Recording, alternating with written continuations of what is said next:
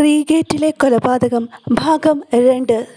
Mister ഹോംസിൻ്റെ അസുഖങ്ങൾ പൂർണ്ണമായും ഭേദമായിട്ടുണ്ടെന്ന് എനിക്ക് തോന്നുന്നില്ല. അദ്ദേഹം വളരെ വിചിത്രമായിട്ടാണ് പെരുമാറുന്നത്. ഇൻസ്പെക്ടർ, താങ്കൾ വേവലാതിപ്പെടേണ്ടതില്ല. അദ്ദേഹത്തിൻ്റെ രീതികൾ ഏറെക്കുറെ അങ്ങനെയാണ്. കിറുക്കാണെന്ന് തോന്നിക്കുമെങ്കിലും അതിനിടയിലും ചിട്ടയുള്ള ഒരു രീതിയുണ്ടാവും. ഞാൻ പറഞ്ഞു. കൊള്ളാം, അതെന്തായാലും സാരമില്ല. ഉടൻ അങ്ങോട്ട് പോകാനായി അദ്ദേഹം കയറും പൊട്ടിച്ച് നിൽക്കുകയാണ്. നിങ്ങൾ തയ്യാറായിരിക്കുന്നെങ്കിൽ നാം അങ്ങോട്ട് പോകുന്നതായിരിക്കും നല്ലത്, ഇൻസ്പെക്ടർ പറഞ്ഞു. കാര്യങ്ങൾ കൗതുകമുണർത്തുന്ന തരത്തിൽ വളരുന്നു വാട്സൺ. ഗ്രാമത്തിലേക്കുള്ള താങ്കളുടെ യാത്ര തികഞ്ഞ വിജയമായിരിക്കുന്നു. മനോഹരമായ ഒരു പ്രദേശമാണെനിക്ക് ലഭ്യമായത്, ഹോംസ് പറഞ്ഞു. താങ്കൾ സംഭവസ്ഥലം സന്ദർശിച്ചിട്ടുണ്ടെന്ന് ഞാൻ മനസ്സിലാക്കുന്നു, കേണൽ പറഞ്ഞു. ഉവ്, ഞാനും ഇൻസ്പെക്ടറും കൂടി ഒരു പ്രാഥമിക നിരീക്ഷണം നടത്തി, ഹോംസ് പറഞ്ഞു. എന്തെങ്കിലും നേട്ടമുണ്ടായോ? കൗതുകകരമായ ചില സംഗതികൾ ഞങ്ങൾക്ക് കാണാൻ കഴിഞ്ഞു. നടന്നുകൊണ്ട് ഞാൻ പറയാം. ആദ്യമായി ഞങ്ങൾ മൃതശരീരം കണ്ടു. പറഞ്ഞതുപോലെ തന്നെ അയാൾ റിവോൾവറിൽ നിന്നുള്ള വെടിയേറ്റാണ് മരിച്ചിരിക്കുന്നത് എന്ന് ഉറപ്പായി. താങ്കൾക്കതിനെക്കുറിച്ച് സംശയമുണ്ടായിരുന്നോ? കേണൽ ചോദിച്ചു. ഏത് കാര്യവും പരിശോധിച്ച് ബോധ്യപ്പെടുന്നത് നല്ലതാണല്ലോ. ഞങ്ങളുടെ പരിശോധന വ്യർത്ഥമായില്ല. പിന്നീട് ഞങ്ങൾ കണ്ണിംഗ്ഹാമിനെയും അദ്ദേഹത്തിൻ്റെ പുത്രനെയും കണ്ട് സംസാരിച്ചു.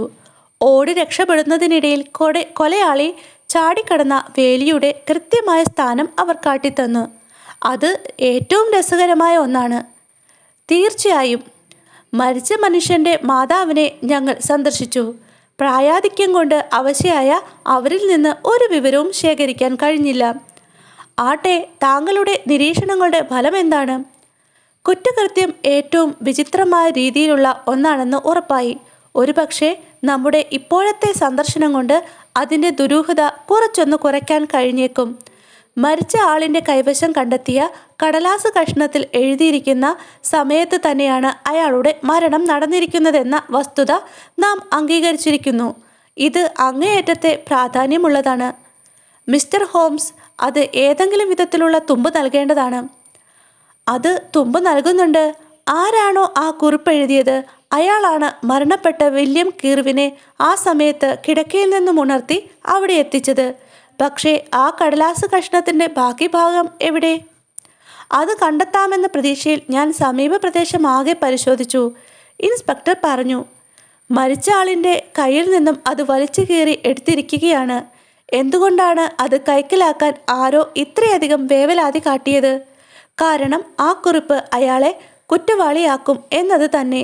അത് അയാൾ എന്തു ചെയ്തിരിക്കും? മൃതശരീരത്തിൻ്റെ കൈപ്പിടിക്കുള്ളിൽ അതിൻ്റെ ഒരു മൂല കീറിയിരിപ്പുണ്ട് എന്നറിയാതെ അയാൾ മിക്കവാറും ആ കുറിപ്പ് സ്വന്തം കീശയിൽ തിരുകിയിട്ടുണ്ടാകും. കാണാതായ ബാക്കി കടലാസ് കഷ്ണം കണ്ടെത്താൻ കഴിഞ്ഞാൽ ഈ കേസ് തെളിയുന്ന കാര്യത്തിൽ നമ്മൾ ബഹുദൂരം സഞ്ചരിച്ചുവെന്ന് പറയാം, ഹോംസ് പറഞ്ഞു നിർത്തി. ഊവ്, പക്ഷേ കുറ്റവാളിയെ പിടികൂടാതെ എങ്ങനെയാണ് നാം കുറ്റവാളിയുടെ കീശ തിരയുന്നത്? അത് ചിന്തിക്കേണ്ട പ്രശ്നമാണ്. മറ്റൊരു വ്യക്തമായ കാര്യം കൂടിയുണ്ട്. പ്രസ്തുത കുറിപ്പ് വില്യമിന് അയക്കുകയായിരുന്നു. അത് എഴുതിയയാൾ ആയിരിക്കില്ല അത് കൊണ്ടുപോയി കൊടുത്തിട്ടുണ്ടാവുക. കാരണം അയാൾക്കത് നേരിട്ട് പറയാമായിരുന്നു. എഴുതി കൊടുക്കേണ്ട ആവശ്യമില്ലല്ലോ. അപ്പോൾ മറ്റൊരാളാണ് കുറിപ്പ് കൊണ്ടുപോയി കൊടുത്തിട്ടുള്ളത്.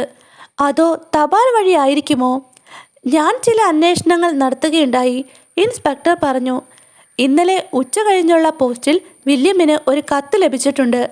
എഴുത്തിൻ്റെ കവർ അയാൾ നശിപ്പിച്ചിരുന്നു. മിടുക്കൻ, ഇൻസ്പെക്ടറുടെ തോളത്ത് തട്ടിക്കൊണ്ട് ഹോംസ് ആവേശത്തോടെ പറഞ്ഞു. താങ്കൾ പോസ്റ്റ്മാനെ കണ്ടിരിക്കുന്നു. താങ്കളോടൊപ്പം ജോലി ചെയ്യുന്നത് സന്തോഷകരമായ അനുഭവമാണ്. ഇതാ നാം സ്ഥലത്തെത്തിക്കഴിഞ്ഞു. കേണൽ ഒപ്പം വരുമെങ്കിൽ കൃത്യം നടന്ന സ്ഥലം കാട്ടിത്തരാം. മരിച്ച കുതിരവണ്ടിക്കാരൻ താമസിച്ചിരുന്ന കോട്ടേജ് കടന്ന് ഞങ്ങൾ ബംഗ്ലാവിനെ ലക്ഷ്യമാക്കി നടന്നു. ഇൻസ്പെക്ടറും ഹോംസും കൂടി ഞങ്ങളെ പിന്നിലുള്ള സൈഡ് ഗേറ്റിലേക്ക് ആനയിച്ചു. അതിനോട് ചേർന്ന് പൂന്തോട്ടവും അതിനെ റോഡുമായി വേർതിരിക്കുന്ന വേലിയും കണ്ടു. അടുക്കള വാതിലിനടുത്ത് ഒരു പോലീസ് കോൺസ്റ്റബിൾ നിന്നിരുന്നു. കതക് തുറക്കൂ, ഹോംസ് പോലീസുകാരനോട് പറഞ്ഞു. അതാ ആ ഗോവണി പടികളിൽ നിന്നാണ് കണ്ണിംഗ്ഹാമിൻ്റെ പുത്രൻ അലക് കണ്ണിംഗ്ഹാം രണ്ടുപേർ തമ്മിൽ മൽപ്പിടുത്തം നടത്തുന്നതായി കണ്ടത്. ഈ കതകിന് വെളിയിൽ നാം ഇപ്പോൾ നിൽക്കുന്നിടത്താണ് മൽപ്പിടുത്തം നടന്നതെന്നാണ് അയാൾ പറയുന്നത്. വയസ്സൻ കണ്ണിംഗ്ഹാം അതാ ആ ജനാലയ്ക്കപ്പുറത്തു നിന്നാണ് ഇടതുവശത്തുള്ള രണ്ടാമത്തെ ജനാല. ഘാതകൻ ആ കാണുന്ന കുറ്റിച്ചെടിക്കടുത്തുള്ള വേലി ചാടിക്കടന്ന് രക്ഷപ്പെടുന്നത് കണ്ടത്. ആ കുറ്റിച്ചെടിയുടെ സ്ഥാനത്തെക്കുറിച്ച് അവർ രണ്ടുപേരും ഒരേ അഭിപ്രായക്കാരാണ്. അതിനുശേഷം അലക് ഓടി വന്ന് നിലം പതിച്ച മനുഷ്യന്റെ സമീപത്ത് കുനിഞ്ഞിരുന്ന് പരിശോധിച്ചു. നിലം ഇവിടെ ഉറച്ചതാകിയാൽ അടയാളങ്ങളൊന്നും ലഭ്യമല്ല. ഹോംസ് സംസാരിച്ചവസാനിച്ചപ്പോൾ ബംഗ്ലാവ് ചുറ്റിയുള്ള പൂന്തോട്ടത്തിലെ നടപ്പാതയിലൂടെ രണ്ടുപേർ ഞങ്ങളെ ലക്ഷ്യമാക്കി വരുന്നുണ്ടായിരുന്നു. ഒരാൾ പ്രായം ചെന്നവരും മറ്റേയാൾ പക്വതയില്ലായ്മ ചെറുപ്പക്കാരനുമായിരുന്നു. ചെറുപ്പക്കാരൻ്റെ ആഹ്ലാദഭാവവും പൊങ്ങച്ചം വിളിച്ചറിയിക്കുന്ന വേഷവും അവിടെയുണ്ടായ മരണത്തിൻ്റെ അന്തരീക്ഷത്തിന് ഒട്ടും നിരക്കുന്നതായിരുന്നില്ല. ഓഹോ, ഇപ്പോഴും കഴിഞ്ഞിട്ടില്ലേ? ചെറുപ്പക്കാരൻ അല്പം പുച്ഛത്തോടെ പറഞ്ഞു. ലണ്ടനിലുള്ള ആൾക്കാർക്ക് ഒരിക്കലും തെറ്റുപറ്റാറില്ല എന്നായിരുന്നു എൻ്റെ ധാരണ. നിങ്ങൾക്ക് വേഗത കുറവാണെന്ന് തോന്നുന്നു. ഞങ്ങൾക്ക് അല്പം സാവകാശം വേണം, ഹോംസ് മനസ്സിലൊന്നും വെക്കാതെ പറഞ്ഞു. തീർച്ചയായും നിങ്ങൾക്ക് ഏറെ സമയം വേണം, സംശയമില്ല, അലക്ക് ഹാസ്യസ്വരത്തിൽ പറഞ്ഞു. എന്തെങ്കിലും തുമ്മുണ്ടായി എന്ന് എനിക്ക് തോന്നുന്നില്ല. അല്ല, ഇനി ഒന്നേ ലഭിക്കാനുള്ളൂ, ഇൻസ്പെക്ടർ ആവേശത്തോടെ ഇടയ്ക്ക് ചാടി പറഞ്ഞു. ഞങ്ങൾ വിചാരിക്കുന്നത് ഞങ്ങൾക്ക് ഒരു കാര്യം കൂടി കണ്ടുപിടിക്കാൻ. ദൈവമേ, മിസ്റ്റർ ഹോംസ്, എന്താ കാര്യം? എല്ലാവരുടെയും ശ്രദ്ധ പെട്ടെന്ന് ഹോംസിലേക്ക് തിരിഞ്ഞു. ഹോംസിൻ്റെ മുഖം ഏറ്റവും ഭീതിജനകമായ ഭാവം കൈക്കൊണ്ടിരിക്കുന്നതായി ഞങ്ങൾ കണ്ടു. അദ്ദേഹത്തിൻ്റെ കണ്ണിൻ്റെ കൃഷ്ണമണികൾ ഉരുണ്ട് മുകളിലേക്ക് മറിഞ്ഞു പോയിക്കൊണ്ടിരുന്നു. മുഖത്തെയും ശരീരത്തെയും മാംസപേശികൾ വിറപൂണ്ടു. അടക്കിപ്പിടിച്ച ഞരക്കലോടെ അദ്ദേഹം ബോധരഹിതനായി മുഖം കുത്തി തറയിലേക്ക് വീണു. രോഗത്തിൻ്റെ പെട്ടെന്നുള്ള ആക്രമണത്തിൽ സ്തബ്ധരായ ഞങ്ങൾ അദ്ദേഹത്തെ എടുത്ത് അടുക്കളയിലേക്ക് കൊണ്ടുപോയി. അവിടെ അദ്ദേഹത്തെ കിടത്തി. മിനിറ്റുകളോളം അവിടെ കിടന്ന് അദ്ദേഹം പണിപ്പെട്ട് ശ്വാസോച്ഛ്വാസം ചെയ്തു. അവസാനം ലജ്ജയോട് കൂടിയ ക്ഷമാപണത്തോടെ അദ്ദേഹം ക്ഷീണിതനായി എണീറ്റു. ഞാൻ ഗുരുതരമായ ഒരു രോഗത്തിൽ നിന്നും വിമുക്തനായിട്ട് അധികമായിട്ടില്ല എന്ന് വാട്സൺ അറിയാം.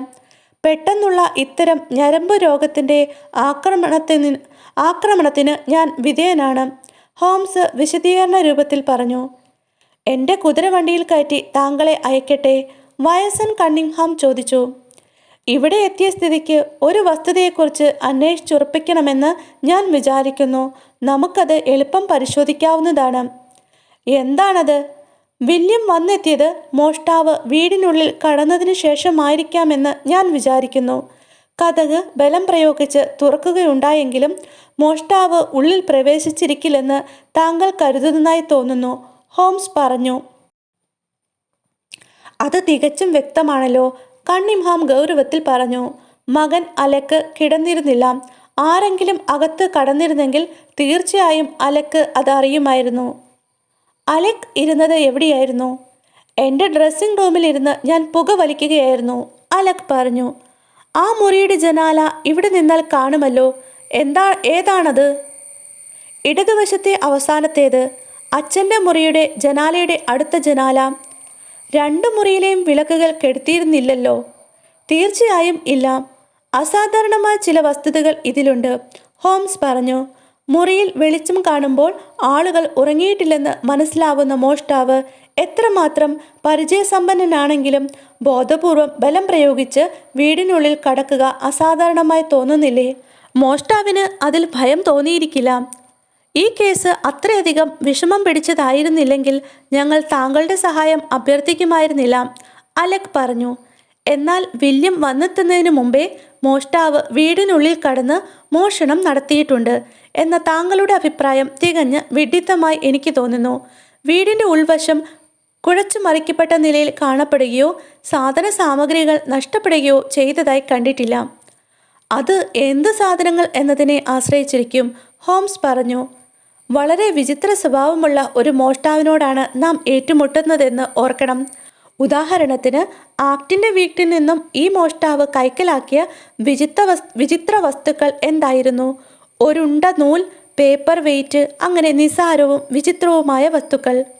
മിസ്റ്റർ ഹോംസ്, താങ്കളാണ് കേസ് അന്വേഷിക്കുന്നത്, വയസ്സൻ കണ്ണിംഗ്ഹാം പറഞ്ഞു. താങ്കളോ ഇൻസ്പെക്ടറോ നിർദ്ദേശിക്കുന്ന ഏതു കാര്യവും തീർച്ചയായും ചെയ്തു തരുന്നതാണ്. വളരെ നല്ലത്, ഹോംസ് പറഞ്ഞു. ഒന്നാമതായി താങ്കളുടെ വകയായി ഒരു സമ്മാനം പ്രഖ്യാപിക്കണം. കുറ്റവാളിയെ സംബന്ധിച്ചുള്ള വിവരങ്ങൾ നൽകുന്നവർക്ക് തക്കതായ സമ്മാനം നൽകുന്നതായി താങ്കൾ പ്രഖ്യാപിക്കുന്ന ഒരു പരസ്യം. പോലീസോ അധികൃതരോ ഇങ്ങനെയൊരു കാര്യം ചെയ്യാൻ ഏറെ സാങ്കേതിക പ്രശ്നങ്ങൾ മറികടക്കേണ്ടതുണ്ട്. വളരെ സമയവും വേണ്ടിവരും. ഇതാ ഞാൻ അതിൻ്റെ മാതൃക കുറിച്ചു കൊണ്ടുവന്നിട്ടുണ്ട്. അത് വായിച്ചു നോക്കിയിട്ട് വിരോധമില്ലെങ്കിൽ താങ്കൾ ഒപ്പുവെക്കുക. സമ്മാനത്തുക 50 പൗണ്ട് മതിയാവും. 500 പൗണ്ട് കൊടുക്കുന്നതിനും എനിക്ക് സന്തോഷമേ ഉള്ളൂ. ഹോംസിൻ്റെ കയ്യിൽ നിന്നും കടലാസും പെൻസിലും വാങ്ങിക്കൊണ്ട് കിഴവൻ പറഞ്ഞു. ഈ എഴുതിയിരിക്കുന്നത് ശരിയല്ലല്ലോ. കടലാസിൽ ഹോംസ് എഴുതിയിരിക്കുന്നത് വായിച്ചിട്ട് അയാൾ പറഞ്ഞു. ഞാൻ അത് തിരക്കിട്ടെഴുതിയതാണ്. ഹോംസ് ക്ഷമാപണ സ്വരത്തിൽ പറഞ്ഞു. ഇത് നോക്കണം. താങ്കൾ എഴുതിയിരിക്കുന്നത് ഇപ്രകാരമാണ്: ചൊവ്വാഴ്ച വെളുപ്പിന് 12:45 മണിക്ക് മോഷണം നടത്താൻ ശ്രമിക്കുകയും എന്നും മറ്റുമാണല്ലോ. സത്യത്തിൽ സംഭവം നടക്കുന്നത് 12 മണിക്ക് 15 മിനിറ്റ് ഉള്ളപ്പോഴാണ്. ഹോംസിന് പറ്റിയ ഈ തെറ്റിൽ ഞാൻ വല്ലാതെ വേദനിച്ചു. വസ്തുതകളെ സംബന്ധിച്ചിടത്തോളം അങ്ങേയറ്റത്തെ കൃത്യതയും തെറ്റില്ലായ്മയും പുലർത്തണമെന്ന് വളരെയേറെ നിർബന്ധമുള്ള ആളാണ് ഹോംസ് എന്ന് എനിക്ക് നന്നായി അറിയാം. ഒരിക്കലും ഇങ്ങനെയൊരു പിശക് ഹോംസിന് സംഭവിക്കാത്തതാണ്. ഈ അടുത്ത കാലത്തുണ്ടായ അസുഖം ഹോംസിനെ വല്ലാതെ തളർത്തിയിരിക്കുന്നു. ഈ ചെറിയ സംഗതിയിൽ നിന്ന് തന്നെ ഹോംസ് പഴയ രൂപത്തിലേക്ക് തിരിച്ചെത്തിയിട്ടില്ലെന്ന് എനിക്ക് ബോധ്യമായി. ഇൻസ്പെക്ടർ ചോദ്യരൂപത്തിൽ പുരികക്കൊടികൾ ഉയർത്തുകയും അലക്ക് പരിഹാസപൂർവ്വം പൊട്ടിച്ചിരിക്കുകയും ചെയ്തപ്പോൾ ഹോംസ് നിമിഷ നേരത്തേക്ക് ലജ്ജ കൊണ്ട് ചൂളിപ്പോയി. വയസ്സൻ കണ്ണിങ്ഹാം സമയത്തിൻ്റെ കാര്യത്തിൽ വേണ്ടയിടത്ത് തിരുത്തൽ വരുത്തിയിട്ട് കടലാസ് ഹോംസിനെ തിരികെ ഏൽപ്പിച്ചു. വേഗം ഇത് പരസ്യപ്പെടുത്തുക. താങ്കളുടെ ഈ ആശയം ഏറ്റവും നല്ലതായി എനിക്ക് തോന്നുന്നു, വയസ്സൻ പറഞ്ഞു. തൻ്റെ പോക്കറ്റ് ഡയറിക്കുള്ളിൽ കടലാസ് തൊണ്ട് ഹോംസ് ഭദ്രമായി വെച്ചു. ഇനി നമുക്കെല്ലാവർക്കും കൂടി വീടിനുള്ളിലേക്ക് പോയിട്ട് വിചിത്ര സ്വഭാവമുള്ള ഈ കള്ളൻ ഒന്നും തന്നെ മോഷ്ടിച്ചിട്ടില്ലെന്ന് ഉറപ്പുവരുത്തുന്നത് നന്നായിരിക്കുമെന്ന് എനിക്ക് തോന്നുന്നു, ഹോംസ് പറഞ്ഞു. അകത്തേക്ക് കടക്കുന്നതിന് മുമ്പായി ഘാതകൻ ബലം പ്രയോഗിച്ച് തുറന്ന കതക് ഹോംസ് പരിശോധിച്ചു. ഉളിയോ മൂർച്ചയുള്ള കത്തിയോ കടത്തി പൂട്ട് തുറന്നിട്ടുണ്ടെന്ന് വ്യക്തമായിരുന്നു. മൂർച്ചയുള്ള ആയുധം കടത്തിയതിൻ്റെ അടയാളങ്ങൾ തടിയിൽ ഞങ്ങൾക്ക് കാണാൻ കഴിഞ്ഞു. നിങ്ങൾ കതകിനുള്ളിൽ കുറുകെ ബാറുകൾ ഉപയോഗിക്കാറില്ലേ, ഹോംസ് ചോദിച്ചു. ഒരിക്കലും അതിൻ്റെ ആവശ്യം ഉദിച്ചിട്ടില്ല, കണ്ണിംഹാം പറഞ്ഞു. പട്ടിയെ വളർത്തുന്നുണ്ടോ? ഉണ്ട്, പക്ഷേ വീടിൻ്റെ മറുവശത്ത് ചങ്ങലയിട്ട് ബന്ധിച്ചിരിക്കുകയാണ്. ഭൃത്യർ എപ്പോഴാണ് കിടക്കാൻ പോവുക? 10 മണിയോടുകൂടി. മരിച്ച വില്യമും ഏതാണ്ട് ആ സമയത്ത് തന്നെ കിടക്കാറുണ്ടെന്നാണ് ഞാൻ മനസ്സിലാക്കിയത്, ഹോംസ് പറഞ്ഞു. അത് ശരിയാണ്. എന്നാൽ ഈ പ്രത്യേക ദിവസം രാത്രിയിൽ അയാൾ ഉറങ്ങാതിരുന്നത് അസാധാരണമായിരിക്കുന്നു. ഇനി മിസ്റ്റർ കണ്ണിംഹാം ഞങ്ങളെ വീടിനുള്ളിലേക്ക് കൊണ്ടുപോയി എല്ലാ ഭാഗവും കാണിക്കുമെങ്കിൽ സന്തോഷമായി, ഹോംസ് പറഞ്ഞു. അടുക്കള ഭാഗത്തു നിന്നും വിട്ടുമാറി കല്ലുപാകിയ അകത്തളത്തിലൂടെ മുകളിലത്തെ നിലയിലേക്കുള്ള ഗോവണി ചെന്ന് അവസാനിക്കുന്നിടത്ത് തുറസായ ഭാഗം. ഇതിനെതിരായി മുൻവശത്തെ ഹാളിൽ നിന്നും വന്നെത്തുന്ന ചിത്രപ്പണി ചെയ്ത മറ്റൊരു ഗോവണി. താഴെ അടുക്കള ഭാഗത്തു നിന്നുള്ള ഗോവണി അവസാനിക്കുന്ന തുറസായ ലാൻഡിംഗ് നിന്നാണ് ആ നിലയിലുള്ള മറ്റു മുറികളിലേക്ക് പോവുക. ഈ മുറികളിൽ 2 എണ്ണമാണ് കണ്ണിംഹാമിൻ്റെയും മകൻ്റെയും കിടപ്പുമുറികൾ. ഹോംസ് സാവധാനത്തിൽ നടന്ന് കെട്ടിടത്തിൻ്റെ ഓരോ മുക്കും മൂലയും സശ്രദ്ധം വീക്ഷിച്ചുകൊണ്ടിരുന്നു. ഹോംസിൻ്റെ ഭാവത്തിൽ നിന്നും അദ്ദേഹത്തിന് കാര്യമായ എന്തോ തുമ്പ് കിട്ടിയിട്ടുണ്ടെന്ന് എനിക്ക് മനസ്സിലായി. എന്നാൽ ഏത് ദിശയിലേക്കായിരിക്കും അദ്ദേഹത്തിൻ്റെ അനുമാനങ്ങൾ നയിക്കുക എന്ന് ഊഹിക്കാനേ കഴിഞ്ഞിരുന്നില്ല. സർ, തീർച്ചയായും ഇതിൻ്റെ ആവശ്യമേയില്ല, കണ്ണിംഹാം തെല്ലൊരു അസഹിഷ്ണുതയോടെ പറഞ്ഞു. അതാ ഗോവണിയുടെ അറ്റത്ത് കാണുന്നതാണ് എൻ്റെ മുറി. അതിനപ്പുറമുള്ളതാണ് മകൻ്റെ മുറി. ഞങ്ങളറിയാതെ കള്ളൻ ഇവിടെ എത്താൻ കഴിയുമോ എന്ന കാര്യം താങ്കളുടെ വിധിക്ക് വിടുന്നു. താങ്കൾ വീണ്ടും ആദ്യം മുതൽ ശ്രമം ആരംഭിച്ച് മറ്റു വല്ല തുമ്പും കണ്ടെത്താൻ ശ്രമിക്കുകയാണ് നല്ലത്. ശത്രുതാഭാവത്തിലുള്ള ഒരു ചിരിയോടെ അലക്ക് പരിഹസിച്ചു. എങ്കിലും അല്പനേരം കൂടി എന്നെ അനുവദിക്കുക. വീടിൻ്റെ മുൻഭാഗം എത്ര ദൂരത്തേക്ക് ഈ കിടക്ക മുറിയുടെ ജനലിലൂടെ ദൃശ്യമാവുന്നുവെന്ന് എനിക്കറിയേണ്ടതുണ്ട്. താങ്കളുടെ മകൻ്റെ മുറി ഇതായിരിക്കുമെന്ന് ഞാൻ മനസ്സിലാക്കുന്നു, ഹോംസ് കതക് തള്ളി തുറന്നുകൊണ്ട് പറഞ്ഞു. ബഹളം ഉണ്ടായ സമയത്ത് അലക്ക് ഇരുന്ന് പുക വലിച്ചിരുന്ന ഡ്രസ്സിംഗ് റൂം ഇതായിരിക്കുമെന്ന് ഞാൻ ഊഹിക്കുന്നു. ഏതു ഭാഗത്തെ ദൃശ്യമാണ് ആ ജനാലയിലൂടെ കിട്ടുക? ആരുടെയും അനുവാദത്തിന് കാത്തു നിൽക്കാതെ ഹോംസ് കിടക്കമുറിക്കുള്ളിലൂടെ കടന്ന് കതക് തള്ളിത്തുറന്ന് അതിനോട് ചേർന്നുള്ള ഡ്രസ്സിംഗ് റൂമിലേക്ക് നോക്കി. ഇപ്പോൾ താങ്കൾക്ക് തൃപ്തിയായിരിക്കുമെന്ന് ഞാൻ കരുതുന്നു, കണ്ണിംഹാം അല്പം ഈർഷ്യയോടെ പറഞ്ഞു. നന്ദി, ഞാൻ ആഗ്രഹിച്ചതൊക്കെ കണ്ടുവെന്ന് വിചാരിക്കുന്നു. തികച്ചും അത്യാവശ്യമാണെങ്കിൽ എൻ്റെ മുറിയും കാണാം, കണ്ണിംഹാം പറഞ്ഞു. എനിക്ക് കാണണമെന്നുണ്ട്, ഹോംസ് പറഞ്ഞു. കണ്ണിംഹാം താല്പര്യമില്ലാത്ത മട്ടിൽ തോൾ കുലുക്കിയിട്ട് തൻ്റെ മുറിയിലേക്ക് ഞങ്ങളെ നയിച്ചു. ആ മുറി സാധാരണ രീതിയിലുള്ള ഉപകരണങ്ങൾ മാത്രമുള്ള ഒന്നായിരുന്നു. മറുഭാഗത്തുള്ള ചുവരിലുള്ള ജനാലയെ ലക്ഷ്യമാക്കിക്കൊണ്ട് ഞങ്ങൾ മുറിക്കുള്ളിലൂടെ നടക്കുമ്പോൾ ഹോംസ് പിന്നിലേക്ക് വലിഞ്ഞ് എൻ്റെ ഒപ്പം നടന്നു തുടങ്ങി. ആ കൂട്ടത്തിൽ ഞങ്ങൾ രണ്ടുപേരും മാത്രമായി പിന്നിൽ അവശേഷിച്ചു. കട്ടിലിൻ്റെ കാൽക്കലായി ഒരു ചെറിയ ചതുര മേശ കിടപ്പുണ്ടായിരുന്നു. ആ മേശപ്പുറത്ത് ഒരു പ്ലേറ്റിൽ ഏതാനും ഓറഞ്ചുകളും വെള്ളം നിറച്ച ഒരു സ്ഫടിക പാത്രവും ഉണ്ടായിരുന്നു. ഞങ്ങൾ ആ മേശയെ സമീപിച്ചപ്പോൾ എന്നെ അത്ഭുത പരതന്ത്രനാക്കിക്കൊണ്ട് ഹോംസ് എനിക്ക് മുന്നിലേക്ക് കുനിഞ്ഞ് മനഃപൂർവ്വം മേശയും അതിന്മേലുണ്ടായിരുന്ന സാധനങ്ങളും തട്ടിമറിച്ചിട്ടു. സ്ഫടികപാത്രം തറയിൽ വീണ് 1000 കഷ്ണങ്ങളായി ചിതറി. ഓറഞ്ച് മുറിയുടെ നാനാഭാഗത്തേക്കും ഉരുണ്ടുപോയി. വാട്സൺ, എന്തു പണിയാണ് ഈ കാട്ടിയത്? ഹോംസ് യാതൊരു സങ്കോചവും കൂടാതെ എന്നെ ശകാരിച്ചു. ആ പരവതാനി നാശമാക്കിയില്ലേ നിങ്ങൾ? ഇത് കേട്ട് നിമിഷ നേരത്തേക്ക് ഞാൻ സ്തംഭനായിപ്പോയി. അമ്പരപ്പ് വിട്ടുമാറിയപ്പോൾ ഞാൻ ചിന്തിച്ചു, എന്തോ പ്രത്യേക കാരണത്താൽ ഈ കുറ്റം ഞാൻ ഏൽക്കണമെന്ന് ഹോംസ് ആഗ്രഹിക്കുന്നുവെന്ന് എനിക്ക് മനസ്സിലായി. മറ്റുള്ളവരോടൊപ്പം തറയിൽ കുനിഞ്ഞിരുന്ന് ഓറഞ്ചും കുപ്പിക്കഷ്ണങ്ങളും ഞാനും പെറുക്കിയെടുക്കാനും മേശ പിടിച്ച് നേരെ നിർത്താനും ശ്രമിച്ചു. അല്ല, അദ്ദേഹം എങ്ങോട്ട് പോയി? ഇൻസ്പെക്ടർ അമ്പരപ്പോടെ വിളിച്ചു ചോദിച്ചു. ഒരു നിമിഷം നിങ്ങളെല്ലാവരും ഇവിടെ കാത്തു നിൽക്കൂ. എൻ്റെ അഭിപ്രായത്തിൽ ആ മനുഷ്യന് കിറുക്കാണ്.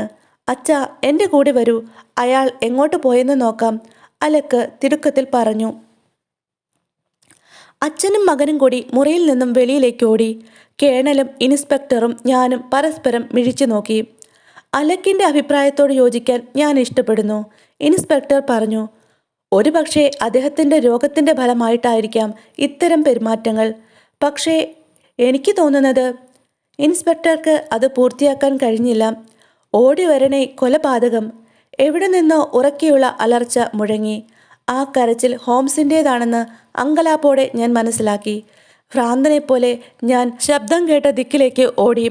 മുറിക്ക് പുറത്തെത്തി എനിക്ക് മനസ്സിലായി, കരച്ചിൽ ഉയർന്നത് ഞങ്ങൾ ആദ്യം സന്ദർശിച്ച അലക്കിൻ്റെ മുറിയിൽ നിന്നാണെന്ന്.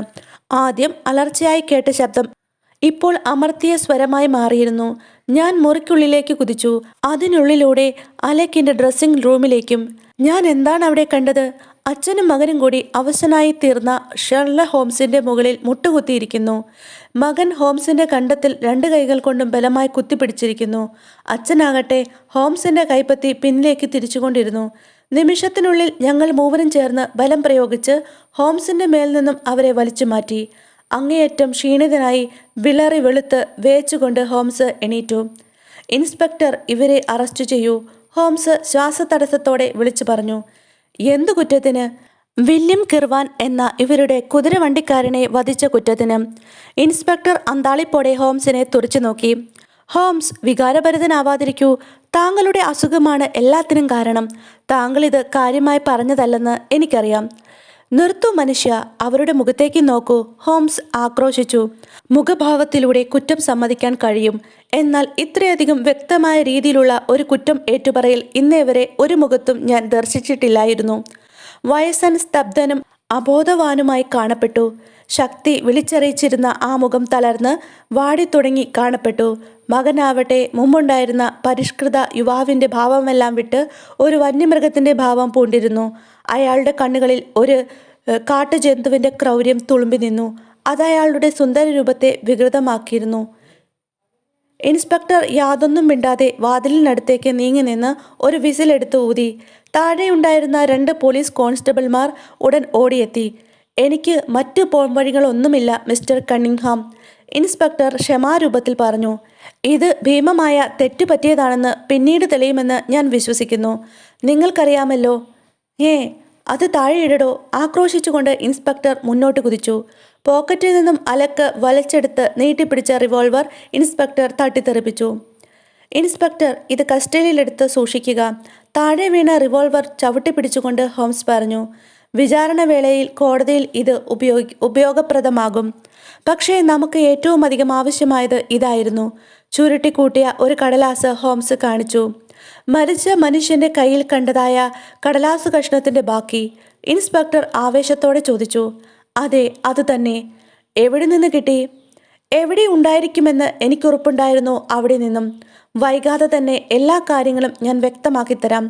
കേണൽ, താങ്കളും വാട്സണും ഇപ്പോൾ മടങ്ങുക. 1 മണിക്കൂറിനുള്ളിൽ ഞാൻ വന്നെത്താം. എനിക്കും ഇൻസ്പെക്ടർക്കും തടവുകാരോട് അല്പം സംസാരിക്കാനുണ്ട്. ഊണിൻ്റെ സമയത്ത് തീർച്ചയായും നമുക്ക് കാണാം. ഹോംസ് പറഞ്ഞതുപോലെ വാക്കുപാലിച്ചു. 1 മണിയോടെ കേണലിൻ്റെ വീട്ടിലെ ധൂമപാനമുറിയിൽ അദ്ദേഹം ഞങ്ങളോടൊത്തു ചേർന്നു. പ്രായം ചെന്ന ഒരു മാന്യനും അദ്ദേഹത്തോടൊപ്പം ഉണ്ടായിരുന്നു. വന്നയാൾ മിസ്റ്റർ ആക്ടൺ ആണെന്നും അദ്ദേഹത്തിൻ്റെ വീട്ടിലാണ് ആദ്യം മോഷണം നടന്നതെന്നും പറഞ്ഞ് എനിക്ക് അദ്ദേഹത്തെ പരിചയപ്പെടുത്തി തന്നു. ഈ കേസിൻ്റെ വശങ്ങൾ വിശദീകരിക്കുമ്പോൾ മിസ്റ്റർ ആക്ടൺ കൂടി ഉണ്ടായിരിക്കണമെന്ന് ഞാൻ ആഗ്രഹിച്ചു, ഹോംസ് പറഞ്ഞു. കാരണം ഇതിൻ്റെ വിശദാംശങ്ങൾ അദ്ദേഹത്തിന് ഏറെ കൗതുകകരമായിരിക്കും എന്നത് തന്നെ. കേണൽ, ഞാൻ മൂലമുണ്ടായ അസൗകര്യങ്ങൾക്കും മറ്റും താങ്കൾ ഖേദിക്കുന്നുണ്ടാവും. മറിച്ചാണ് താങ്കളുടെ കേസന്വേഷണത്തിൻ്റെ രീതി നേരിട്ട് കണ്ട് മനസ്സിലാക്കുവാൻ അനുവദിച്ചത് അങ്ങേയറ്റം സന്തോഷകരമായ ഒന്നാണ്. എൻ്റെ പ്രതീക്ഷകളെ കടത്തിവെട്ടുന്നവയായിരുന്നു അവ. മാത്രമല്ല, എനിക്കൊന്നും മനസ്സിലായിട്ടുമില്ല. ഒരു തുമ്പും എനിക്കിതേവരെ കിട്ടിയിട്ടില്ല. എൻ്റെ വിശദീകരണം കേൾക്കുമ്പോൾ താങ്കൾക്ക് മോഹഭംഗം ഉണ്ടാകുമോ എന്ന് ഞാൻ ഭയപ്പെടുന്നു. എൻ്റെ സുഹൃത്ത് വാട്സണിൽ നിന്നോ ഇവയിൽ താല്പര്യമുള്ള മറ്റാരിൽ നിന്നുമോ എൻ്റെ രീതികൾ മറച്ചു വയ്ക്കാതിരിക്കുക എന്നത് എൻ്റെ എപ്പോഴുമുള്ള സ്വഭാവമാണ്. തുടങ്ങുന്നതിന് മുമ്പായി കേണലിൻ്റെ ബ്രാൻഡിയിൽ നിന്നും അല്പം ഞാൻ ഉപയോഗിക്കട്ടെ. കണ്ണിംഗ്ഹാമിൻ്റെ വീട്ടിൽ വച്ചുണ്ടായ മൽപ്പിടുത്തം എന്നെ അത്ര കണ്ട് അവശനാക്കിയിരിക്കുന്നു. അതിനുശേഷം ഞരമ്പ് രോഗത്തിൻ്റെ ആക്രമണം ഉണ്ടായിട്ടില്ലെന്ന് വിശ്വസിക്കുന്നു, കേണൽ പറഞ്ഞു. ഇത് കേട്ട് ഹോംസ് ഹൃദയഭംഗമായി പൊട്ടിച്ചിരിച്ചു. സമയമാവുമ്പോൾ ഞാൻ അതിനെക്കുറിച്ച് പറയാം. ഈ കേസിൻ്റെ വിവരണം ക്രമമായി ഞാൻ നിങ്ങളുടെ മുമ്പാകെ അവതരിപ്പിക്കാം.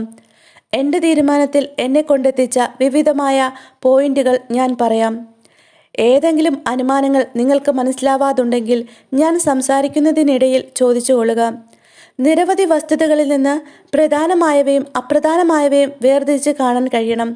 അത് കുറ്റാന്വേഷണ കഥയിലെ പ്രാധാന്യമേറിയ സംഗതിയാണ്. അല്ലാത്ത പക്ഷം നിങ്ങളുടെ പ്രയത്നവും ശ്രദ്ധയും കേന്ദ്രീകരിക്കുന്നതിന് പകരം വികേന്ദ്രീകരിക്കപ്പെട്ടു പോകും. മരിച്ച മനുഷ്യൻ്റെ കയ്യിൽ കണ്ട കടലാസ് കഷ്ണമാണ് മുഴുവൻ സംഗതികളുടെയും രഹസ്യ താക്കോൽ എന്നുള്ള കാര്യത്തിൽ ആദ്യം മുതലേ എനിക്ക് സംശയം ഇല്ലായിരുന്നു. വിശദാംശങ്ങളിലേക്ക് കടക്കുന്നതിന് മുമ്പായി ഞാൻ നിങ്ങളുടെ ശ്രദ്ധ മറ്റൊരു കാര്യത്തിലേക്ക് ക്ഷണിക്കട്ടെ.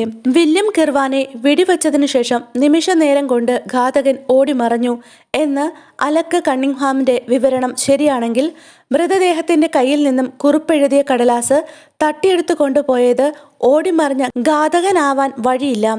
അങ്ങനെയെങ്കിൽ കടലാസ് കഷ്ണം കൈക്കലാക്കിയത് അലക്കാവണം. കാരണം വയസ്സൻ കണ്ണിംഗ്ഹാം താഴെ എത്തുമ്പോഴേക്കും ഭൃത്യന്മാർ മുഴുവൻ തന്നെ സംഭവ സ്ഥലത്തെത്തിയിരുന്നു. വളരെ ലളിതമായ പോയിന്റ് ആണെങ്കിലും ഇൻസ്പെക്ടർ അത് ശ്രദ്ധിച്ചില്ല. കാരണം ഈ ഭൂപ്രഭുക്കൾ ഈ വക കാര്യങ്ങൾ ചെയ്യാൻ വഴിയില്ല എന്ന മുൻവിധിയോടുകൂടിയാണ് ഇൻസ്പെക്ടർ അന്വേഷണം ആരംഭിച്ചത് തന്നെ.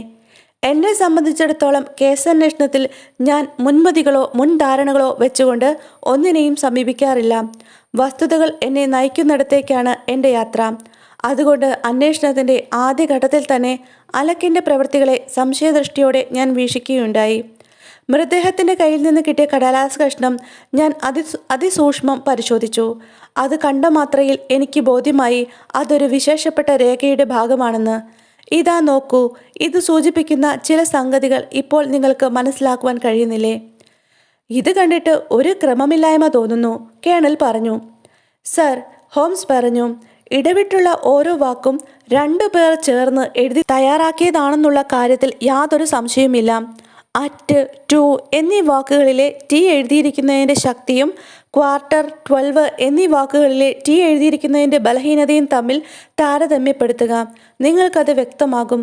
മേൽപ്പറഞ്ഞ 4 വാക്കുകളുടെ താരതമ്യ പഠനത്തിൽ നിന്നും ലേൺ എന്ന വാക്കും മെയ്ബി എന്നതും ശക്തിയുള്ള അക്ഷരങ്ങളിലും വാട്ട് എന്നത് ബലഹീനങ്ങളായ അക്ഷരങ്ങളിലും എഴുതിയിരിക്കുന്നുവെന്ന് ധൈര്യസമേതം പറയാൻ കഴിയും. ദൈവമേ, പറഞ്ഞു കഴിഞ്ഞപ്പോൾ അത് പകൽ പോലെ വ്യക്തമാണല്ലോ. കേണൽ ആവേശഭരിതനായി. എന്നാലും 2 പേർ ചേർന്ന് ഈ രീതിയിൽ ഒരെഴുത്ത് എഴുതുന്നത് എന്തിന്? തീർച്ചയായും സംഗതി അതത്ര നല്ലതല്ല എന്നത് തന്നെ. 2 പേരിൽ ഒരാൾ മറ്റൊരാളെ അവിശ്വസിച്ചിരുന്നു. അതിനാൽ എന്തു തന്നെ ചെയ്താലും 2 പേർക്കും തുല്യമായ പങ്കാളിത്തം ഉറപ്പുവരുത്തണമെന്ന് അയാൾ നിശ്ചയിച്ചിരുന്നു എന്ന് വേണം മനസ്സിലാക്കാൻ.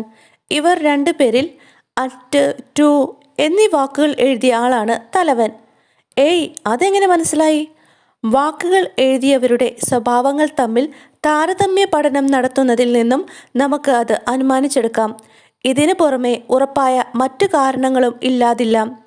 ശക്തിയുള്ള അക്ഷരങ്ങൾ കൊണ്ട് വാക്കുകൾ എഴുതിയ ആൾ തനിക്കെഴുതാനുള്ള വാക്കുകൾ മുഴുവനായി ആദ്യമേ എഴുതുകയും മറ്റേയാൾക്ക് എഴുതാനുള്ള വാക്കുകൾക്ക് സ്ഥലം വിടുകയും ചെയ്തിരിക്കുകയായിരുന്നുവെന്ന് ഇത് സൂക്ഷിച്ച് നിരീക്ഷിച്ചാൽ മനസ്സിലാവും. എന്നാൽ ഓരോ വാക്കിനും സ്ഥലം വേണ്ടത്ര വിട്ടിട്ടില്ല എന്നും കാണാം. നോക്കൂ, ക്വാർട്ടർ എന്ന വാക്ക് അറ്റ് എന്ന വാക്കിനും ടു എന്ന വാക്കിനും ഇടയിൽ തിരുകിക്കൊള്ളിക്കുവാൻ രണ്ടാമതെഴുതിയ കാലിസ്ഥലം എഴുതി നിറച്ച ആൾ നന്നേ പണിപ്പെട്ടതായി കാണാം. ഇതിൽ നിന്നും മനസ്സിലാവുന്നത് അറ്റ്, ടു എന്നീ വാക്കുകൾക്കിടയിലുള്ള സ്ഥലം വിട്ടതിന് ശേഷം ഈ വാക്കുകൾ ആദ്യമേ എഴുതിയിരുന്നു എന്നാണ്. തനിക്കെഴുതാനുള്ള വാക്കുകൾ ആദ്യമേ എഴുതിയ ആളാണ് ഈ പദ്ധതി ആലോചിച്ച് ആവിഷ്കരിച്ചതെന്ന് നിസ്സംശയം പറയാം. ഉഗ്രൻ ആക്ടിന് ഹോംസിനെ അനുമോദിക്കാതിരിക്കാൻ കഴിഞ്ഞില്ല. അത്രമാത്രം ഒന്നുമില്ല ഉപരിവിപ്ലവമാനൻ്റെ കണ്ടുപിടുത്തം. വളരെ പ്രധാനപ്പെട്ട ഒരു പോയിന്റിൽ നാം എത്തിച്ചേരുന്നു. ഒരുവൻ്റെ കൈയക്ഷരത്തിൽ നിന്നും അവൻ്റെ വയസ്സ് ഏറെക്കുറെ കൃത്യമായി വിദഗ്ധന്മാർക്ക് അനുമാനിച്ചെടുക്കാൻ കഴിയും എന്ന കാര്യം ഒരുപക്ഷെ നിങ്ങൾക്ക് അറിവില്ലായിരിക്കാം. സാധാരണഗതിയിൽ ഒരുവൻ്റെ വയസ്സുൾപ്പെടുന്ന ദശകമേതെന്ന് തെറ്റുകൂടാതെ ഊഹിക്കാൻ കഴിയും. സാധാരണഗതിയിൽ എന്നാണ് ഞാൻ പറഞ്ഞത്. കാരണം രോഗം, ശാരീരിക ബലഹീനതകൾ ഇവ കൊണ്ട് പ്രായാധിക്യത്തിൻ്റെതായ ശക്തിക്ഷയം സംഭവിക്കാം. ആൾ യുവാവാണെങ്കിൽ പോലും ഈ കാര്യത്തിൽ ഒന്ന് കട്ടുകൂടിയ ശക്തി കൂടിയ അക്ഷരവും മറ്റേത് താരതമ്യേനെ മുറിഞ്ഞതെങ്കിലും വ്യക്തത പുലർത്തുന്ന ബലഹീനമായ അക്ഷരവുമാണ്. ബലഹീനമായ അക്ഷരങ്ങൾ എഴുതിയ ആളിൻ്റെ ടി എഴുതുമ്പോഴൊക്കെ അതിൽ വെട്ടു നഷ്ടപ്പെട്ടിരിക്കുന്നു. ഇതിൽ നിന്നൊക്കെ ഒരാൾ ചെറുപ്പക്കാരനും അപരൻ പ്രായം ചെന്നതെങ്കിലും അവശനല്ലാത്തവനും ആണെന്ന് മനസ്സിലാക്കാം. ഉഗ്രൻ ആക്ടർ വീണ്ടും പറഞ്ഞു. നേരിയതെങ്കിലും ഏറെ കൗതുകമുണർത്തുന്ന മറ്റൊരു പോയിന്റ് കൂടിയുണ്ട്. മേൽപ്പറഞ്ഞ അക്ഷരങ്ങൾക്ക് ചില പൊതു സ്വഭാവങ്ങളുണ്ട്. രക്തബന്ധമുള്ള ആളുകളുടേതാണ് അവ എന്നതാണ് ഈ എന്ന അക്ഷരത്തിൻ്റെ കാര്യത്തിൽ നിങ്ങൾക്ക് അത് ബോധ്യമാവും. പക്ഷേ എന്നെ സംബന്ധിച്ചിടത്തോളം വേറെയും ചില ചെറിയ പോയിന്റുകൾ അതിലേക്ക് വിരൽ ചൂണ്ടുന്നതായിട്ടുണ്ട്. മേൽപ്പറഞ്ഞ വ്യത്യസ്തങ്ങളായ 2 കൈയക്ഷരത്തിലും ഒരു കുടുംബത്തിൻ്റെതായ സ്വഭാവ രീതികളും പ്രത്യേകതകളും ഉണ്ടെന്നുള്ള കാര്യത്തിൽ എനിക്ക് യാതൊരു സംശയവും ഉണ്ടായിരുന്നില്ല. ആ കുറിപ്പിനെ അടിസ്ഥാനപ്പെടുത്തിയുള്ള എൻ്റെ നിരീക്ഷണങ്ങളുടെ ഫലങ്ങളാണ് ഞാൻ നിങ്ങളുടെ മുമ്പാകെ ഇതുവരെ വച്ചത്. ഇതിനു പുറമെ വേറെ 23 അനുമാനങ്ങളും നിഗമനങ്ങളും ഞാൻ രൂപപ്പെടുത്തിയിട്ടുണ്ട്. ഒരുപക്ഷെ നിങ്ങളെക്കാൾ അത് പ്രസക്തമായി തീരുക വിദഗ്ധന്മാർക്കിടയിലായിരിക്കും. അവയെല്ലാം കൂടി വച്ചു നോക്കുമ്പോൾ അച്ഛനും മകനും കൂടി ചേർന്നാണ് ആ കുറിപ്പ് എഴുതിയിട്ടുള്ളതെന്ന് ഞാൻ ഉറപ്പാക്കി. ഒരു നിമിഷം നിർത്തിയിട്ട് ഹോംസ് തുടർന്നു. ഇത്രയും കണ്ടെത്തിയതിനു ശേഷം എൻ്റെ അടുത്ത പടി കുറ്റകൃത്യം നടന്ന സ്ഥലം പരിശോധിക്കുക എന്നതായിരുന്നു. ഇൻസ്പെക്ടറോടൊപ്പം ഞാൻ ബംഗ്ലാവിലേക്ക് പോയി. കാണേണ്ടതെല്ലാം കണ്ടു. റിവോൾവറിൽ നിന്നും 4 വാരയിൽ കൂടുതൽ അകലെ നിന്ന് വെടിയേറ്റതിനാലുണ്ടായ മുറിവാണ് മൃതശരീരത്തിലുള്ളതെന്ന് തീരുമാനിക്കുന്നതിൽ സംശയമേ ഇല്ലായിരുന്നു. വെടിമരുന്നിൻ്റെ അടയാളം മുറിഭാഗത്തുള്ള വസ്ത്രത്തിൽ കാണാൻ കഴിഞ്ഞില്ല.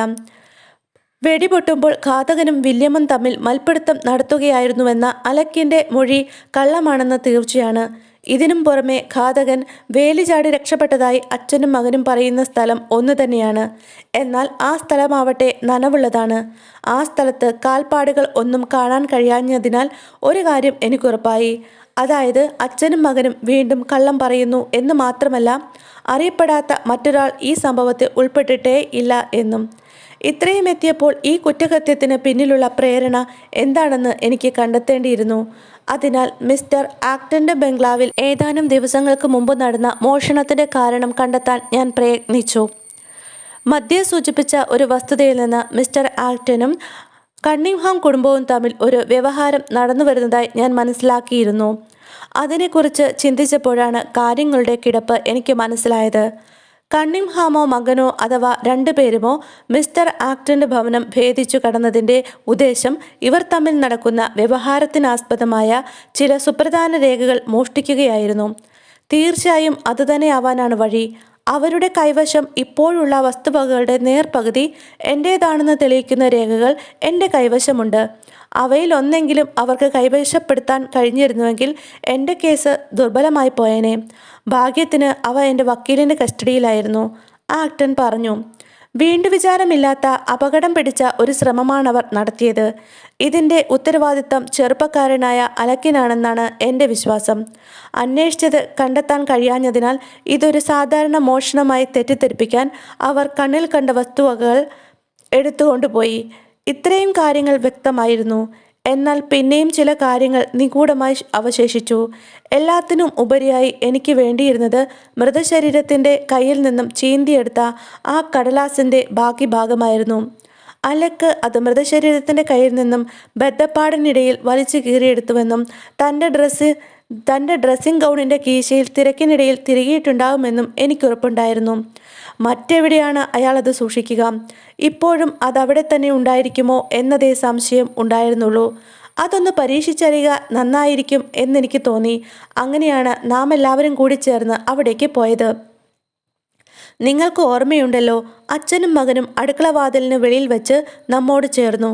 അങ്ങനെയൊരു കടലാസിനെക്കുറിച്ച് നമുക്കൊരു നേരിയ വിവരമെങ്കിലും ഉണ്ടെന്ന് അവരെ അറിയിക്കാതിരിക്കുക എന്നത് അങ്ങേയറ്റം പ്രാധാന്യമേറിയ കാര്യമാണ്. കാരണം അതറിഞ്ഞു പോയാൽ ഉടനെ അതവർക്ക് നശിപ്പിക്കാൻ കഴിയും. ഇൻസ്പെക്ടർ അതിനെക്കുറിച്ച് സൂചിപ്പിക്കാൻ ആരംഭിച്ചപ്പോഴാണ് ശ്രദ്ധ തിരിച്ചുവിടാനായി ഞാൻ തലചുറ്റി വീഴുന്നതായി ഭാവിച്ചത്. ദൈവമേ, നേരോ? അതൊരു അഭിനയമായിരുന്നുവെന്നാണോ താങ്കൾ പറയുന്നത്? കേണലിന് വിശ്വസിക്കാൻ കഴിഞ്ഞില്ല. വൈദ്യശാസ്ത്രപരമായി പറഞ്ഞാൽ ഞാൻ കണ്ടിട്ടുള്ളതിൽ വെച്ച് 100% ശരിയായ ബോധക്ഷയമായിരുന്നു അത്, ഞാൻ പറഞ്ഞു. ഈ ബുദ്ധിരാക്ഷസന്റെ സാമർഥ്യത്തിൻ്റെ പുതിയ പുതിയ ഭാവപ്രകടനങ്ങളാൽ എന്നും അത്ഭുതപ്പെട്ടിട്ടുള്ള ഞാൻ പുതിയ അത്ഭുതത്തോടെ ഹോംസിനെ നോക്കിയിരുന്നു. പലപ്പോഴും ഫലപ്രദമായി തീരുന്ന കലയാണത്, ഹോംസ് തുടർന്നു. എനിക്ക് ബോധം തെളിഞ്ഞതിനു ശേഷം ഒരു പ്രത്യേക ഉപായം ഉപയോഗിച്ച് വയസ്സൻ കണ്ണിംഗ്ഹാമിനെ കൊണ്ട് 12 എന്നെഴുതിക്കുവാൻ സാധിച്ചു. അതിനാൽ നമ്മുടെ കൈവശമുള്ള കടലാസ് കഷ്ണത്തിലെ 12 എന്ന വാക്കുമായി അതിനെ താരതമ്യം ചെയ്യാൻ കഴിഞ്ഞു. ഓ, ഞാനെന്തൊരു കഴുതിയാണ്, ഞാൻ പറഞ്ഞു. വാട്സൺ, സമയത്തിൻ്റെ കാര്യത്തിൽ എനിക്ക് പറ്റിയ തെറ്റിൽ താങ്കൾ അത്യധികം സഹതപിക്കുന്നതായി താങ്കളുടെ ഭാവത്തിൽ നിന്നും അപ്പോഴെനിക്ക് മനസ്സിലായിരുന്നു, ഹോംസ് ചിരിച്ചുകൊണ്ട് പറഞ്ഞു. എന്നെ ചൊല്ലി താങ്കൾ അപ്പോൾ അനുഭവിച്ച മനോവേദനയ്ക്ക് ഞാൻ ക്ഷമ ചോദിക്കുന്നു. പിന്നീട് നമ്മൾ മുകളിലത്തെ നിലയിലേക്ക് പോയി. മുറിയിൽ കടന്ന ഞാൻ അലേക്കിൻ്റെ ഡ്രസ്സിംഗ് ഗൗൺ ചുവരിൽ തൂങ്ങുന്നത് കണ്ടു. പെട്ടെന്നൊരു സൂത്രം കണ്ടുപിടിച്ച് മേശയും അതിന്മേലുണ്ടായിരുന്ന സാധനങ്ങളും തട്ടിമറിച്ചിട്ട് താൽക്കാലികമായി അവരുടെ ശ്രദ്ധ അതിലേക്ക് തിരിച്ചുവിട്ടിട്ട് ഗൗണിൻ്റെ കീശ തിരയാൻ ഉപായത്തിൽ മറ്റേ മുറിയിലേക്ക് പോയി. ഞാൻ പ്രതീക്ഷിച്ചതുപോലെ തന്നെ കീശയിൽ നിന്നും ആ കടലാസ് കഷ്ണം കിട്ടിയ മാത്രയിൽ അച്ഛനും മകനും എൻ്റെ മേൽ ചാടി വീണു. നിങ്ങൾ തക്ക സമയത്ത് ഇടപെട്ടില്ലായിരുന്നുവെങ്കിൽ ഞാൻ വാസ്തവത്തിൽ വിശ്വസിക്കുന്നു അവരെന്നെ അപ്പോൾ തന്നെ കൊന്നുകളഞ്ഞേനെ. ആ ചെറുപ്പക്കാരൻ്റെ പിടി ഇപ്പോഴും എൻ്റെ കഴുത്തിൽ അനുഭവപ്പെടുന്നു. പിതാവ് എൻ്റെ കൈ പിന്നിലേക്ക് തിരിച്ച് കടലാസ് കൈവശപ്പെടുത്തുവാനും ശ്രമിച്ചു. എനിക്കെല്ലാം മനസ്സിലായിട്ടുണ്ട് എന്നവർക്ക് ബോധ്യമായി. പരിപൂർണ സുരക്ഷിതമായിരുന്നവർ പെട്ടെന്ന് ഫയർമക്സരായി തീർന്നു. അപ്പോഴുണ്ടായ മാറ്റമാണ് നാം കണ്ടത്. അറസ്റ്റിലായതിനു ശേഷം വയസ്സൻ കണ്ണിംഗ്ഹാമുമായി ഞാൻ സംസാരിച്ചു. വയസ്സനെ കൈകാര്യം ചെയ്യാൻ എളുപ്പമായിരുന്നു. എന്നാൽ മകൻ അങ്ങനെയായിരുന്നില്ല. തൻ്റെ റിവോൾവർ കിട്ടിയാൽ സ്വന്തം തലയോ അല്ലെങ്കിൽ മറ്റു വല്ലവരുടെ തലയോ പൊളിക്കാൻ തയ്യാറായി നിൽക്കുകയായിരുന്നു ആ ചെകുത്താൻ. തനിക്കിനി യാതൊരു രക്ഷയുമില്ലെന്ന് ബോധ്യമായ വൈസൺ എല്ലാം തുറന്നു പറഞ്ഞു. വില്യം എന്ന കുതിരവണ്ടിക്കാരൻ ആക്ടന്റെ വീട്ടിലെ മോഷണ ദിവസം രാത്രി യജമാനന്മാരെ അവിടം വരെ അറിയാതെ അനുഗമിക്കുകയും അവർ നടത്തിയ മോഷണം മനസ്സിലാക്കുകയും ചെയ്തു. ഈ രഹസ്യം വെളിപ്പെടുത്തുമെന്നുള്ള ഭീഷണിയുടെ സമ്മർദ്ദത്തിൽ വില്യം അച്ഛനിൽ നിന്നും മകനിൽ നിന്നും പണം പിടുങ്ങാൻ തുടങ്ങി. ഈ വക ഭീഷണികളുമായി സമീപിക്കാൻ പറ്റിയ ആളല്ല അലക്ക്. മോഷണ ശല്യത്തിൻ്റെ പശ്ചാത്തലത്തിൽ ഗ്രാമപ്രദേശമാകെ ഭയന്നു കഴിഞ്ഞിരുന്ന സാഹചര്യം ഉപയോഗിച്ച് തങ്ങളെ നിരന്തരം ഭയപ്പെടുത്തി പണം പിടുങ്ങുന്ന വില്യമിൻ്റെ കഥ കഴിക്കാനുള്ള പദ്ധതി തയ്യാറാക്കിയത് അലക്കിൻ്റെ ബുദ്ധിസാമർഥ്യത്തിന് തെളിവാണ്. വില്യമിനെ ചതിയിൽ വശീകരിച്ചു വരുത്തി വെടിവെച്ചു. അവർ തയ്യാറാക്കിയ കുറിപ്പ് മുഴുവൻ അവർക്ക് വീണ്ടെടുക്കാൻ കഴിയുകയും വിശദാംശങ്ങളിൽ അല്പം കൂടി ശ്രദ്ധ ചെലുത്തുകയും ചെയ്തിരുന്നുവെങ്കിൽ ഒരിക്കലും അവരെ സംശയിക്കാൻ ഇടയാവില്ലായിരുന്നു. കടലാസിൻ്റെ ബാക്കിയോ? ആകാംക്ഷയോടെ ഞാൻ ആരാഞ്ഞു. തമ്മിൽ ഒട്ടിച്ചേർത്ത കടലാസ് ഹോംസ് ഞങ്ങളുടെ മുമ്പാകെ നിവർത്തി വെച്ചു. അത് ഇപ്രകാരമായിരുന്നു: 12 മണിക്ക് 15 മിനിറ്റുള്ളപ്പോൾ ഈസ്റ്റ് ഗേറ്റിലേക്ക് വരുമെങ്കിൽ നിങ്ങളെ വളരെയേറെ അമ്പരപ്പിക്കുന്നതും നിങ്ങൾക്കും ആനി മോറിസണും പ്രയോജനം ചെയ്യുന്നതുമായ ഒരു സംഗതി ഗ്രഹിക്കാൻ കഴിയും. എന്നാൽ ഇതിനെക്കുറിച്ച് ഒന്നും തന്നെ ആരോടും പറയാതിരിക്കുക.